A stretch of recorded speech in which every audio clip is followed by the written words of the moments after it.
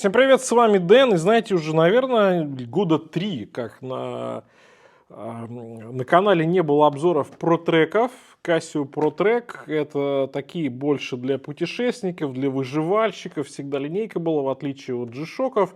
И многие говорили, что Pro Track — это вот типа, ну, такие более трушные, более прикладные. А G-Shock — это больше вот попонтоваться. Ну, у всех мнения разное. Я, честно говоря, не фанат ни одной стороны, ни другой стороны. Мне кажется, что у каждых часов вот такая своя аудитория скорее. G-Shock они такие больше привлечь внимание, а ProTrack они больше такие сдержанные. Сегодня ProTrack достаточно свежая модель. Это модель конца, по-моему, 2022 года. Один из флагманов ProTrack в новом корпусе. PRW6900, причем здесь такая еще Climber Line, то есть для тех, кто в горах куда-нибудь там движется, да, для альпинистов, можно сказать, как они ее называют, для путешественников. Ну и Casio позиционирует эту модель как для выживальщиков. Короче, выживалово у нас с ProTrack, да, такое гламурненькое выживал, я бы сказал, потому что такие часы я брал на Джуме. Сами понимаете, на Джуме цены это всегда ниже. Я брал их за примерно 45 тысяч рублей, если смотреть без купонов. В нашем российском ритейле, ну там вообще цена, конечно, такая космическая. Ну, короче, на Джуме там российской картой можно платить, нет ограничений по стоимости, да, и покупка часов примерно как на Озоне. Короче, там 45 без купонов, с купонами ближе к 40. Это уже как бы окей. PRW69, референсу этой модели, в достаточно таком редком исполнении, сейчас увидите. Покупал в корейском магазине на Джуме, ну ссылку оставлю, в общем, кому интересно, тот посмотрит. Здесь у нас все бумажное, тут даже написано переработанная бумага из сои, чернила из сои. А где пакетик? Где целлофановый пакет? Неужели в Casio наконец-то в 2020 каком там они вышли?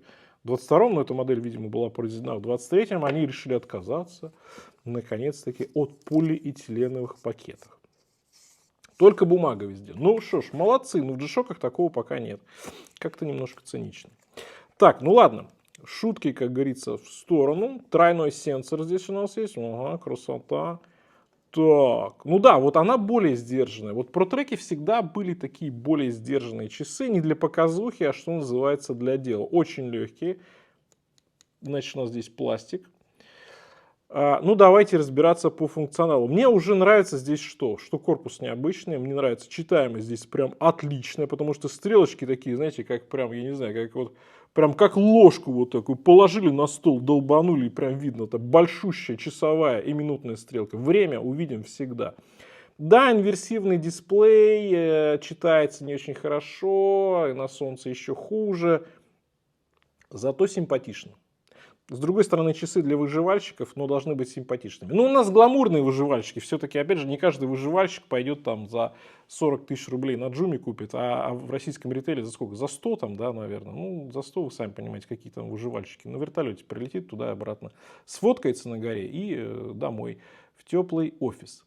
Ну ладно, эта версия, как я уже говорил, довольно редкая, с коричневым ремнем, черным корпусом и золотистыми метками. Прикольно, мне понравилось. Я вот много посмотрел разных моделей на Джуме и решил вот эту выбрать. Показалось самое прикольное. 68 тысяч йен и 200, да, 68 200 йен. Вот, значит, давайте, что у нас здесь? Корпус полимерный, ну, пластик, да, усиленный. Значит, вообще другой вид эта модель получила, не похож ни на какие другие модели из коллекции ProTrack, и, естественно, не похож ни на какие другие модели из коллекции G-Shock. Такой здесь грубоватого вида ремешочек,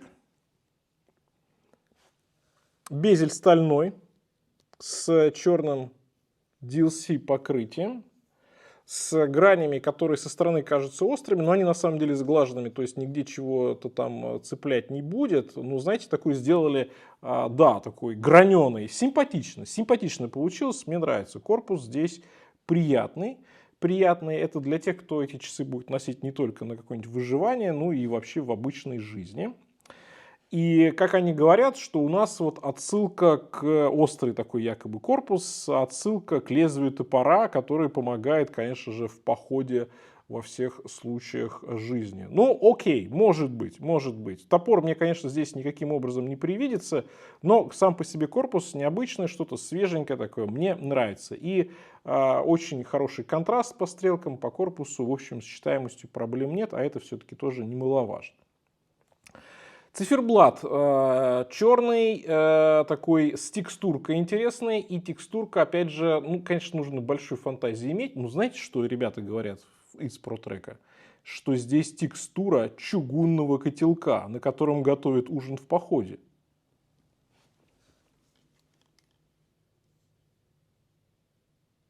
Ну,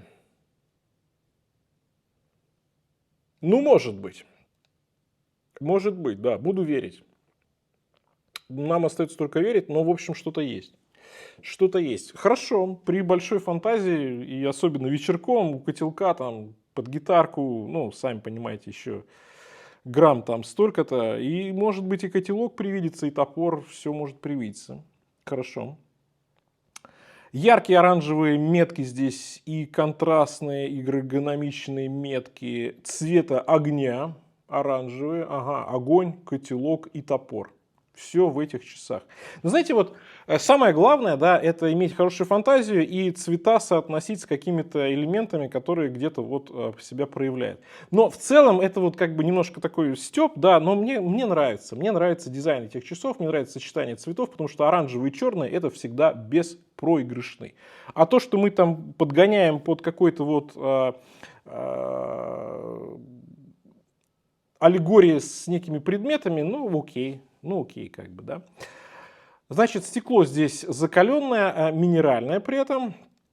Для походов, наверное, я тоже соглашусь, что неплохой выбор. Ремешок коричневый и на коже такой специальной огнестойкой. Он грубоватого вида, не выделяется ничем и, в принципе, хорошо сочетается с общей вот такой вот смыслом, с общим смыслом этих часов. Хорошо, мне понравилось. Из всех моделей, вот опять же скажу, что вот это сочетание цветов мне понравилось. Под них придумали костер-топор, я только за. Окей, молодцы. Значит, у отметки 10 часов здесь индикатор режимов. И вот здесь стилизация походного ножа, ну она прям просматривается. Вот это прикольно. Ну то есть, знаете, немножко заморочились, придумали, сделали вот эту индикацию, сделали ремешок, сделали там, да, огонь, туда-сюда. Ну прикольно. Вот, то есть, какие-то здесь элементы прям реально есть. Стилизованный походный нож тоже здесь окей. Что касается водозащиты, то здесь 100 метров, характерно опять же для ProTrack'ов. Здесь, конечно же, много всяких наворотов. Это термометр, это барометр, это высотомер, это цифровой компас, это солнечная батарейка. И здесь есть радиосинхронизация. В России она практически не работает, поэтому на нее мы не рассчитываем. Но, в принципе, здесь точность у этих часов такая, что вам эта радиосинхра, особенно в походе, как бы нафиг не сдалась. И вот у нас тройной здесь сенсор, как раз вот те функции, которые я сейчас перечислил. И знаете, здесь функции все нужные, все полезные в походе, да, вот с выживанием, особенно если связанные, это, конечно, здорово. И вот опять же, в отличие от многих G-Shock'ов, здесь такой сдержанный дизайн, который удобно носить под рубашку, в конце концов, да, если вы хотите там какая-нибудь у вас походная, и нигде ничего выпирать не будет, не нужны какие-то эти огромные надутые корпуса. Здесь все вот для дела, это молодцы. Поэтому, в принципе, эти часы, конечно же, можно носить и как повседневный, каждодневный аксессуар. В городе, окей, много функций, нормально, опять же, будет о чем поговорить. У меня тут костер, топор, нож, у меня все тут вот в этих часах. Все. За обедом с коллегой вы это все прекрасно сможете обсудить и показать свою максимальную, просто убойную брутальность. И рассказывать, какие вы горы покоряли с этими часами. Если покоряли, конечно. Ну вот. Поэтому, знаете, хорошее сочетание, когда у вас часы, которые можно носить и на восхождениях, на трекинге, да, бушкрафтинг, как сейчас модно говорить, и путешествия какие-нибудь, и вы их можете носить там и в поезде, и в самолете, и плавать с ними можно, и в офис носить тоже можно, если вы, конечно, не совсем загадите этот корпус, потому что все-таки он граненый, много всяких тут вот, да, поверхностей, которые можно в повседневе, так сказать, запылить немножечко. Вот, а здесь есть Smart Access функция, заводная головочка и электронная, да, ко всем важным функциям вот с одной головкой можно, в общем, ими оперировать. Это удобно, это стандартно, опять же, и для G-Shock'ов, для некоторых, и для протреков. Это хорошо. Casio идут по пути упрощения, потому что много когда кнопок, вот это все нужно запоминать, инструкции, все вот эти вот дела нафиг не нужно. Что касается ремешка, то здесь система быстрой замены есть, поэтому в любой момент можете поставить какой-нибудь другой. Но в принципе то, что идет по умолчанию, мне нравится. Молодцы. Здесь есть автоматическая светодиодная подсветочка, конечно же. Часы устойчивы к низким температурам, ну, правда, таким условно низким, да, минус 10 градусов, хотя если они у вас на запястье, под курткой, да, в принципе, нормально. Солнечная батарейка, как я уже говорил, радиосигнал Европа, США, Япония, Китай. Дисплей с неоном, есть подсветка здесь, да, люминофор есть, компас, альтиметр до 10 тысяч метров, так что на все случаи жизни, барометр, термометр, график набора высоты они могут показывать, есть память на высотомер, есть мировое время, конечно же, есть секундомер 1/100, да, есть таймер, 5 будильников, вручную все настройки можно сделать, если у вас вот эта вот радиосинхронизация не работает. Ну и, как я уже сказал, водозащита 100 метров. Поэтому очень даже универсальные часы. Давайте посмотрим по корпусу. По этой части, да, 41,6. Если мы берем по широкой части вот с этим, да, тут 44,5. От ушка до ушка у нас 53. По ремешочку 23. И высота 14,6. Ну, в отличие от каких-нибудь там G-Shock Madmaster, в общем, очень даже сдержанная модель. У меня 18,5 в обхвате запястья. Слушайте, ну, удобно. Очень удобно в том плане, что они небольшие. С учетом функций, с учетом того, что здесь много всяких датчиков напихано, это прям красота. Ребята из Casio, ProTrack, у вас линейка, как мне даже кажется, иногда более интересная и, конечно же, значительно более практичная, чем G-Shock. Но, конечно, я знаю, что вы в комментариях напишите, вот это для бушкрафтинга, ну привет. Я про дисплей инверсивный. Вот, мне нравится циферблат объемный, да, вот эти вот накладные меточки, такие полированные, симпатичненько. То есть не забывает и о таких важных вещах, как отделка. В современном мире это важно. Безель симпатичный, да, с полировочкой, с сатинированием, тоже прям приятненько. Слушайте, можно такие часы и на фитнес таскать, да, и на велике, и куда угодно. В общем, удачная вполне модель. К тому же по весу здесь 65 грамм. Так что супер. Вы уж, как говорится, извиняйте, я функции показывать не буду, потому что для этого нужно отдельно какой-то видос снимать, чтобы показать там все вот эти вот операции с заводной головкой. И, наверное, если у вас эти часы есть, то вам это нафиг и не нужно. А если у вас их нет, то вам это тоже не нужно. А если они у вас есть, вы берете инструкции и, в общем, по этой инструкции все уже настраиваете. Здесь одна коронка, за все отвечает, все по красоте. В общем, это достаточно удобно. Ну что ж, наверное, надо посмотреть немножечко макро. Вы мне, конечно, скажете, часы для выживания, какой здесь макро. Я вам с другой стороны скажу, ну слушайте, у нас же здесь вот полированные стальные накладные метки. Да? Это же не просто так делали. Вот он у нас чугунный котелок на циферблате. Это тоже не просто так делал. Вот он ножик перочинный. Блин, а мне нравится, слушайте. Мне нравится форма этих часов. Мне нравится, как они сделаны. Они очень даже приятные.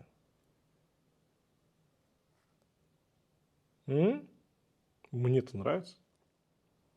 Что хочу сказать по итогам. Да, часы на убой, но они сделаны приятно, и они подходят как тем, кто будет их применять в экстремальных условиях. Ну, конечно, экстремальщики, выживальщики, бушкрафтеры, напишите в комментариях, что вы берете с собой в поход. Такие ли часы или какие-то другие. Если говорить вот именно мое отношение к этой модели, мне нравится дизайн, мне нравится корпус, мне нравится, что здесь шикарный функционал, мне нравится, что они небольшие, и в отличие от G-Shock'ов, они вполне себе действительно повседневные. И с учетом цены на Joomla, как бы по цене здесь вполне окей. Функционал здесь прям реально богатый. Поэтому я, конечно, не выживальщик, с этой точки зрения вам ничего не скажу, но по дизайну, по вот этим фишечкам, по плюшечкам здесь прям очень даже приятненько. Хотя даже я вижу, что есть определенные вопросики. Да, вот этот и корпус, и зачем он вот какой-то черный, и дисплей инверсивный, и вот эти дурацкие, может быть, для кого-то там у нас ножички какие-то, да, чугунный котелок. Да, блин, ну нам надо, чтобы часы нам позволяли выживать. Но вы же понимаете, что в современном мире, в современном обществе, если вы покупаете относительно дорогие часы, они должны быть еще и крутые по идеям, по фишкам и по дизайнам. И очень часто именно юзабилити, да, вот, тем более в экстремальных условиях, к сожалению, приносится в жертву неким стандартам красоты. Что вы об этом думаете? Пишите обязательно в комментариях. На этом у меня все. Всем пока. С вами был Дэн. Увидимся.